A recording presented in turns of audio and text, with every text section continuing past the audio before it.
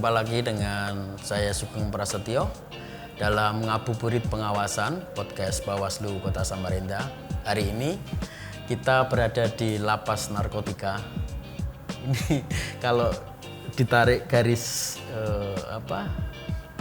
jarak dari Bawaslu Kota atau di pusat kota sekitar berapa kilo Pak? 6 kilo ya Pak? 6 kilo. 6 kilo lebih atau 7 kilo. Nah kebetulan, bukan kebetulan, kita juga meminta kesediaan dari Kepala Lapas untuk ngajak ngobrol.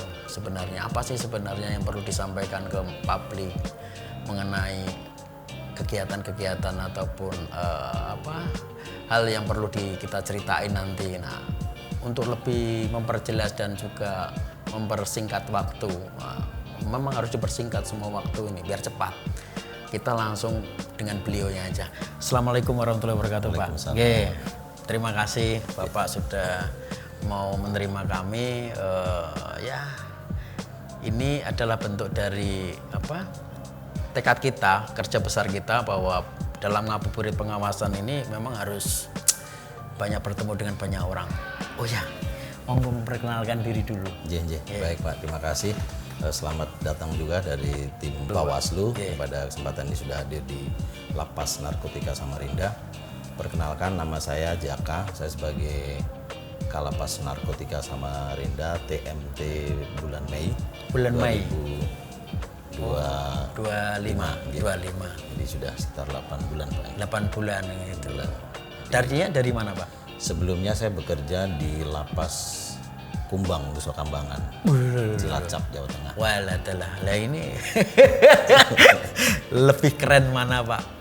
Dari sini atau sana? Kalau kondisinya? Di Kumbang kemarin pembangunan baru Pak, jadi belum ada penghuninya. Belum ada penghuninya.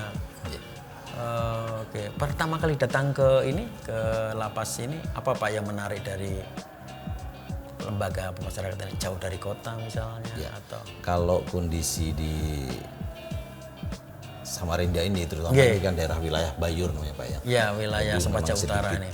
Pegunungan. Yang jelas udaranya segar Pak. Ini dia. Itu udara untuk kesehatan segar. lebih bagus. Mempengaruhi psikis gitu Pak ya. Bagus. Oh iya.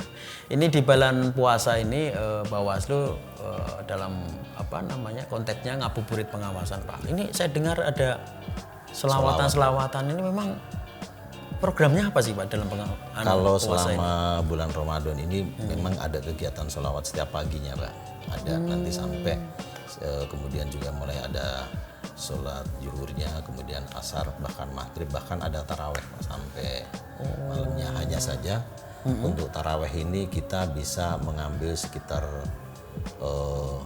200-an 200 narapidana dari 990. Dari 990 yang sekolah di sini ya Pak ya. Bergantian. Bergantian.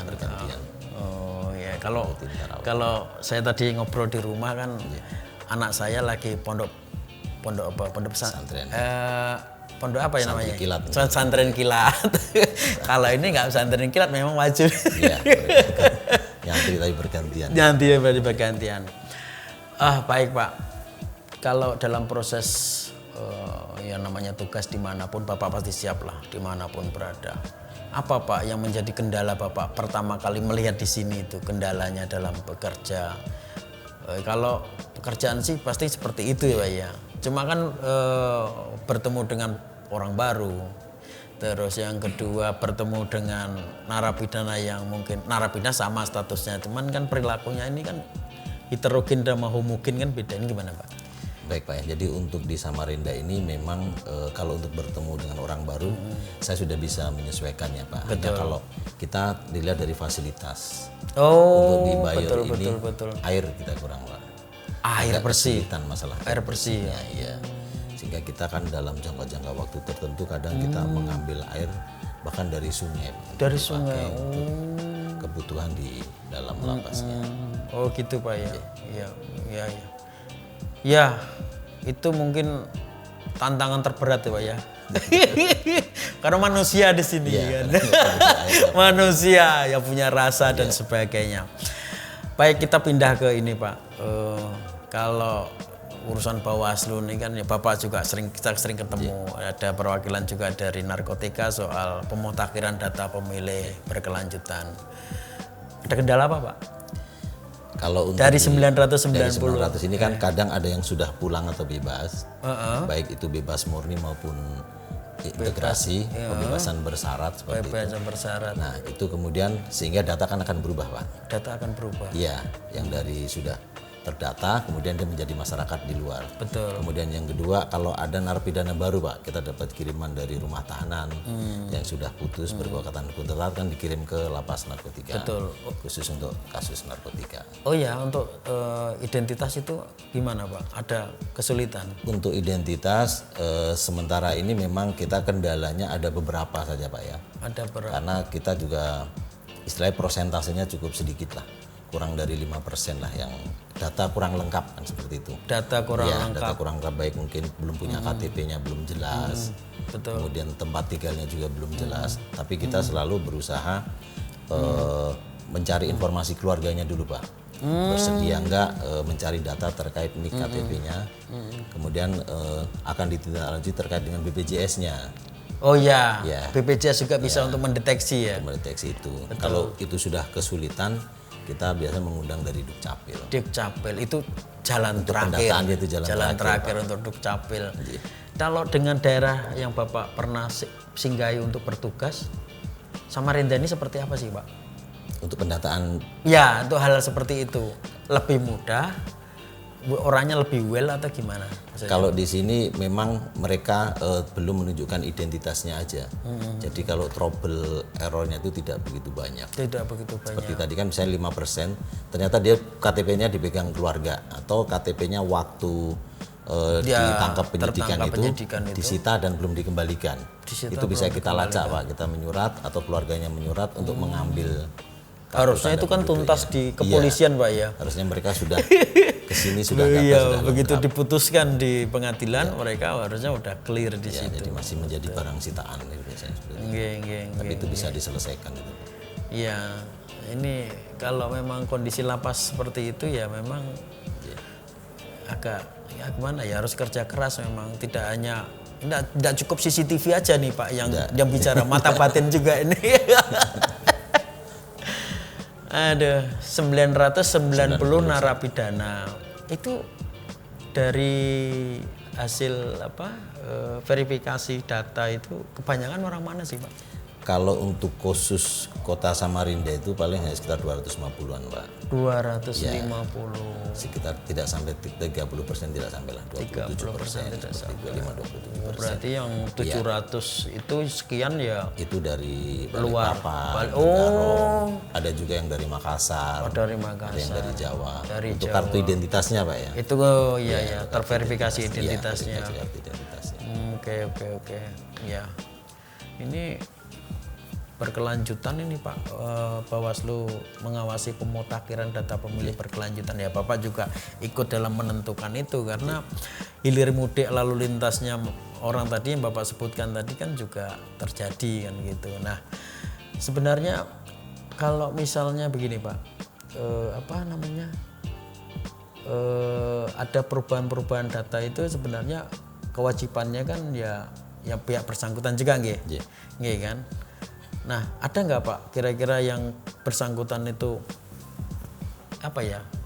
mau menjelaskan secara nggak jujur, secara ada nggak Pak ya narapidana seperti ini? Kalau kondisi di sini sebenarnya kita tetap mereka menjelaskan secara jujur Pak. Kalaupun toh ada kesulitan, mereka minta supaya menghubungi keluarga, sehingga datanya nanti kita klarifikasi dari hasil dari keluarganya itu bisa mengantar berkas-berkas yang dibutuhkan.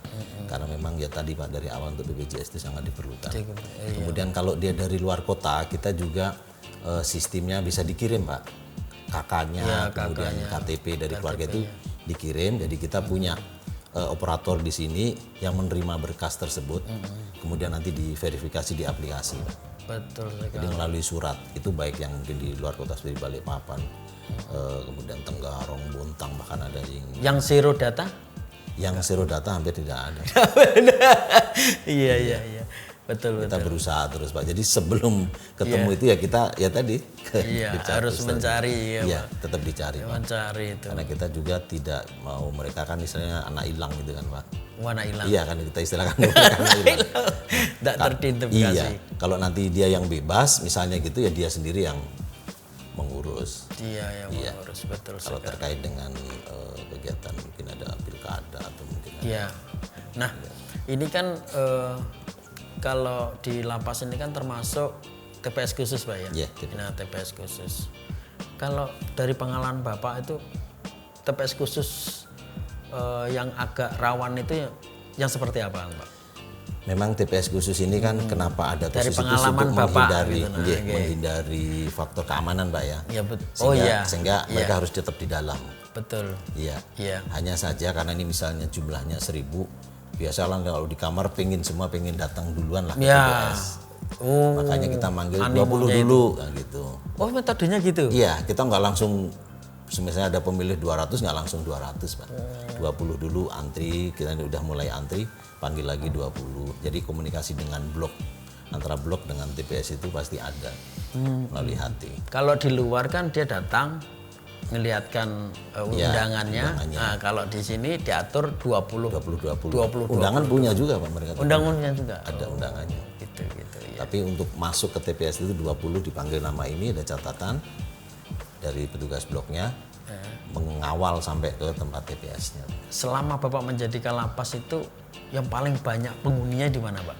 Kalau yang banyak Selain Samarinda? penghuninya Atau mungkin Samarinda ya? waktu saya menjadi Kabak TU itu Pak, itu di Kabak TU. Kabak TU di Porong, Surabaya itu bisa 3.000 4.000 Pak. Di Medaeng itu ya? Di Porongnya Pak, Porongnya? Porong, Lumpur Lapindo itu, Lumpur Lapindo. areal dia. 3.000. Itu 3.000 pernah 4.000. Itu di tahun 2015 sampai 2020 lah, jadi 5 tahun hampir. Bersentuhan dengan orang 3.000 narapidana. Iya. Iya. Jadi kalau 900 ini kecil aja Pak ya. Lah itu enggak ada separohnya nih. Sudah masih bisa. Masih bisa ya. Sebenarnya mengatur orang itu apa sih Pak susahnya? Kalau kita ini memang petugas lapas itu pertama pendekatan dengan hati Pak. Terus banyak berdoa saja Pak. Walau kalau dipikir. Kalau kita jaga perbandingan sekarang itu 1:90 Pak kalau perbandingan dengan PBB itu Pak. Jumlah pegawai. Jumlah pegawai harusnya idealnya satu cipir. Idealnya itu 1 ya 8 lah kalau mungkin itu udah. Kalau idealnya kita belum punya patokan idealnya. Loh ini idealnya berapa penghuninya harusnya Pak? Ini penghuni idealnya kan 490 Pak. Oh, 450. sama ya. Di mana-mana. Kapasitasnya 450. Di kota juga sama. 200, di sini 400, ini 900. 900. Kalau ideal menjaganya kita memang satu. Kalau 18. banyak dari ini kan pemikiran aja Pak 18. 18 itu seimbang sudah Pak ya. Seimbang lah karena dalam regu ini kan misalnya bisa di sini bisa 13 sampai 15 saja. Selain air yang agak susah di sini apalagi Pak? Ya untuk sarana terutama bangunan Pak udah dari tahun 2012. Jadi sekarang sudah hampir 14 tahun. Perlu rehab besar. Itu rehab besar ya. Yang itu sedikit kita mengkhawatirkan juga kalau sudah mulai banyak retak-retak. Bangunan fisiknya. Kalau sarana hampir semuanya sarana di mana gitu. Listrik, air, ya toh. Ini terus untuk kebutuhan makan minum. Kalau makan minum ada dari anggaran sudah. Ada. Tapi kalau untuk ukuran secara kebutuhan manusia sebenarnya masih kurang. Kita paling per harinya 22 kayaknya. Ya. 22 3 kali makan Pak. 3 kali makan. Dapat makanan. Bentuknya apa itu ya. Pak? Ya nanti bisa dilihat. Ya, tapi tetap karbohidrat Tapi kita ada. tetap ada. Ada, ya. Ya jadi memang ngurusin manusia itu memang tidak seperti yang lain. Ya harus ada pertimbangan rasa. Ini nggak bicara tentang demokrasi saja. Demokrasi itu tentang kebebasan ya Pak ya. Iya. Tentang kebebasan. Ini kebetulan masih sekolah atau lebaran di sini ya nggak bisa. Masuk santri lah bisa. Mas santri. Iya. Iya oh nyantri.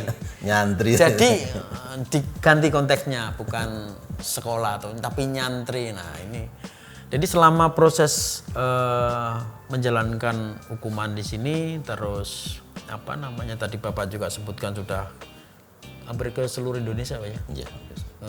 Saya dengar tadi udah juga over dari kapasitas. ke ini pernah di Papua juga ya. Saya pernah juga Pak. Oh, gimana itu Pak? Share kalau- pengalamannya iya. Pak Papua ini. Awal dinas saya itu saya sebenarnya pengen mengabdi di Papua Pak. Dari kemauan dari muda sebenarnya. Apa yang menarik? Ya saya pengen menerapkan ilmu saya semoga bermanfaat di situ, itu aja sebenarnya. Nah, itu kan saya lulus dari Akademi Masyarakatan tahun 95 penempatan itu. Oke. Saya ngambil di Sorong Pak. Sorong. Dulu masih Papua kan belum Belum masih. Di Sorong itu dari 95 sampai 2003. Dari penjagaan saya masuk, kemudian sengaja saya Pak, walaupun dari alumni Taruna saya minta di penjagaan 2 tahun, kemudian di staf sampai kasubsi registrasi. Prosesnya Terus itu ya. pindah ke Lapas Pemuda Pelantungan Kendal. Kendal, Kendal, Jawa Jawa Tengah. Oh, langsung ke Jawa Tengah. Habis dari Sorong ke Jawa Tengah. Jawa Tengah sekitar 4 tahun. 4 tahun Kemudian pindah ke Dirjen Pemasyarakatan di di Jakarta Pak. Di Jakarta. Itu 2 kali kepala seksi lah. Itu sampai 2013. 2013. Ya 2013. Terus jadi Kalapas di Timika Pak. Papua lagi ya. Balik lagi. Iya di balik situ. Di Timika, kemudian pindah ke Lapas Anak Tomohon, Sulawesi Utara, Manado. Oh, Tomohon. Sulawesi Utara ya. Itu rata-rata sekitar 22 tahun lah di situ. Terus pindah ke Surabaya tadi Pak yang Porong Yang tadi saya cerita. Porong tadi itu ya, yang 4 tahun, 3.000, 4 tahun lebih itu. 4 tahun lebih. 4 tahun lebih kemudian pindah jadi Kalapas Karangasem Bali Pak. Oh, pernah di Bali? Ya di Bali. Di Karangasem 2 Bali. tahun. 2 tahun. Terus lagi ke Papua lagi Pak, ke Fak-Fak. Balik lagi ke Iya. Papua. Berarti 3 kali sudah. 3 kali di Iya, Sorong ya toh. Terus Iya. apalagi Fak-Fak, terus satu lagi tadi di Timika. Iya, Jadi di Papua itu total bisa 11 sampai 12 tahun lah saya. 12 tahun. Ya untung rambut nggak ikut keriting. Ini dia. Nah, Jadi dalam konteksnya kalau kita kaitkan dengan pemilu, ya toh. Kalau TPS khusus ini, saya tadi sudah bisa memetik alurnya itu. No. Bersentuhan dengan orang 3.000 udah biasa. Iya biasa. Iya. Oh, Papua itu terkenal keras loh Pak. Enggak Pak. Enggak ya? Enggak. Saya kalau ketemu Tergantung itu, orangnya enggak, aja kita, saya kalau ketemu di dialogis nasional gitu ya keras ya suaranya. Suaranya keras, Tapi sebenarnya hatinya kita lembut ya. ngobrol bisa. Lembut. Masih bisa pendekatan. Jadi dari syarat pengalaman itulah Iya. ya mungkin bertemu dengan berapa pemilu di TPS khususnya itu bisa kasih saran dan masukan apa Pak? Ya memang kita kan yang penting Ngatur sudah orang nih. yang penting datanya Pak dari sana. Mereka sudah Oke, terdata data clear. dulu. Ya, data sudah clear dan mereka dikasih penjelasan. Dan itu misalnya dari KPU atau Bawaslu bisa ya. memberi penerangan lah ke mereka bahwa memilih itu bebas sesuai dengan kemauan mereka. Sehingga dikasih contoh cara memilihnya tapi dari KPU Pak. Iya. Yang biasanya kan teknisnya KPU. gambarnya bebas gitu, kosong, gambar kosong. Gitu. Jadi itu udah mulai mereka paham, mereka udah mengerti. Dan mereka sebenarnya sudah punya figur masing-masing. Gitu. Loh, kan di dalam. Iya. Bagaimana mereka tetap dia bisa informasi. mengetahui? Karena kan dari televisi bisa Pak. Oh, televisi Kemudian dari bisa. buku-buku kita kan perpustakaan ada, televisi bisa. Kalau di sini menunjang nggak Pak? Di sini televisi ada bisa. Oke. Jadi kalau memang figur bisa ya makanya dari sosialisasi dari KPU itu Pak bisa. Iya, Dari betul. bawah. Sama-sama. Dan bisa mengajak perwakilan dari mungkin dari mereka dari partai atau dari yang dipilih itu bisa perwakilan bisa ikut menjelaskan. Oh, sebelum dari sini kemarin ke Nusa Kambangan. Pada saat pemilu di Nusa Kambangan itu apa Pak? Saya kalau ikut pemilunya pas di Nusa Kambangan enggak ada pemilu. Di mana? Kemarin itu di Fak-Fak ada. Oh, Fak-Fak. Ya, Oh, Fak-Fak ada. iya iya. Di Fak-Fak. Terus Tomohon juga pernah. Temohon juga. Timika pernah pas pemilu. Wah, luar biasa ini. Fak-Fak. Jadi saya banyak belajar ketika bertemu dengan Kalapas yang di kota, ya kan, di LP Kota Pak Iya. Varianto itu. Beliau juga menyampaikan bahwa ya macam-macam cara menghandle atau meng-hire orang itu soal kejujuran dan sebagainya. Tapi yang paling penting memang saya setuju dengan Pak Jaka bahwa data itu harus clear dulu supaya karena nggak nyampur dengan yang lain pusing juga kita Pak. Baik Pak sahabat Bawaslu dan kawan Bawaslu dimanapun Anda berada, mungkin hanya seperti ini saja ketika kita ngomongin di lapas, tapi yang paling penting adalah membangun manusia itu tidak hanya wujudnya saja tapi spiritnya. Nah ini saya dengar dari Pak Jaka tadi dalam bulan Ramadan ini ya disuruh apa aja sih Pak? Yang pertama tadi sholawat. Ya. Kemudian ngikutin sholat 5 waktu. Pengajiannya? Kecuali subuh Pak ya. Kalau pengajian ada Pak. Pengajian rutin. Sampai taraweh sampai taraweh. Malam. Sampai malam. Ya buka puasa tidak seperti di umumnya pada yang kita lihat di jalanan. Mereka pada ke pasar Ramadan, di sini nggak ada pasar Ramadan. Nggak ada pasar Ramadan. Jadi di sini ya memang disediakan. Jadi juragan sebenarnya mereka itu Pak, disiapkan kan Pak. Disiapkan. Dari pemerintah ada. Dari pemerintah dari partisipasi keluarga besar lapas ada. Keluarga besar lapas ada. Jadi jangan takut bahwa mengikuti Ramadan di lapas itu bukan hanya sekedar orang di dalam penjara, tetapi kemerdekaan itu ya spiritnya yang dibangun. Setuju nggak Pak? Setuju. Oke. Saya kira cukup dalam sesi kita ngabuburit pengawasan, karena kalau kita kupas secara tuntas soal pemilu sudah, soal konsolidasi demokrasi ya beliau ini sudah memberikan pelayanan yang terbaik ya Pak ya. Orang-orang yang memang hari ini terkekang demokrasinya, tapi kan dalam wujudnya saja, tapi spiritnya tidak. Cukup Pak ya. Terima kasih. Saya terima kasih karena tanpa kesediaan jenengan tadi nggak bisa kita ngomong begini kan. Berapa waktu lalu nggak ketemu terus Pak. Nggak ketemu terus. Dipanggil ke Kanwil katanya. Iya, saya juga pas ada kegiatan ini piye caranya ngatur strateginya. Saya kira cukup. Saran dan masukan saya harapkan untuk sahabat dan kawan Bawaslu. Wallahul muwaffiq ila aqwamit thoriq. Wassalamualaikum warahmatullahi wabarakatuh. Sukses selalu Pak Jaka, sukses lembaganya. Nggih, matur suwun.